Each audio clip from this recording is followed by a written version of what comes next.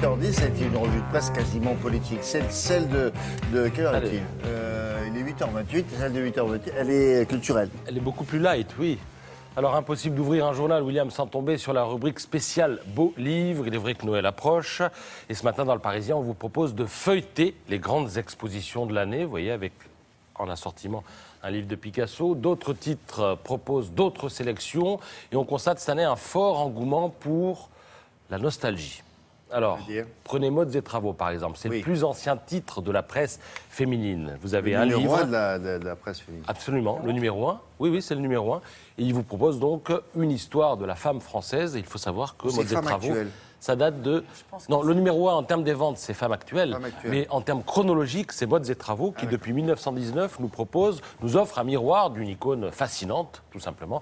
La femme qui doit être chic au travail, comme en soirée, en tout cas la femme française. Et là, vous avez tout l'éventail des femmes qui ont marqué le XXe siècle, de la femme garçonne des années folles à la femme libérée des années 80.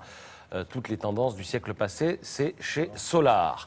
Autre séquence nostalgie, toujours avec l'évocation d'une époque qui a commencé avec l'assassinat de John Lennon à New York, s'est achevée avec la chute du mur de Berlin. C'est pas compliqué. Entre-temps, on a eu en France la découverte du socialisme et son extension, le socialisme gestionnaire. On a encensé Tapie, on a perdu Coluche, on s'est amusé à rouler en 4x4. Je vous parle de quoi? Je vous parle des années 80. Alors, à quoi ressemblait la France à cette époque? Pour le savoir, là encore, un livre que vous pouvez vous procurer. Les années 80, c'est l'époque de l'explosion, par exemple, du PAF. Alors, rappelez-vous les hommes troncs de l'époque. On les regarde? Noël Mamère, en haut à gauche, il a changé. Hein. Rappelez-vous Jean-Claude Bourret, qui faisait le journal sur une chaîne concurrente et néanmoins amie. Daniel Bilalian, qui est aujourd'hui patron des sports de France 2, en bas à gauche lors de ses premiers journaux télévisés, etc., jusqu'à Mazur, Hervé Claude et Feu Bernard Rapp, bien sûr, en haut à droite. On retrouve tous ces visages dans ce livre. En haut. Et Joseph Poli, absolument, le grand copain. Ils s'envoyaient des messages par antenne interposée avec Bruno Mazur.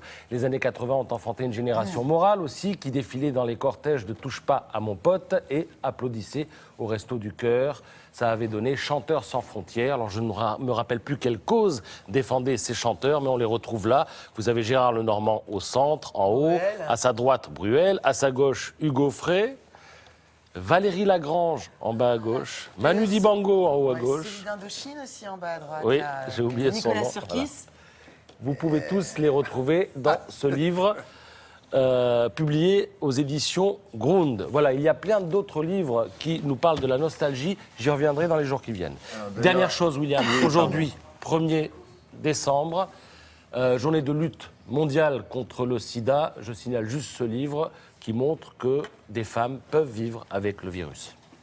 Merci beaucoup. Avec Charlotte.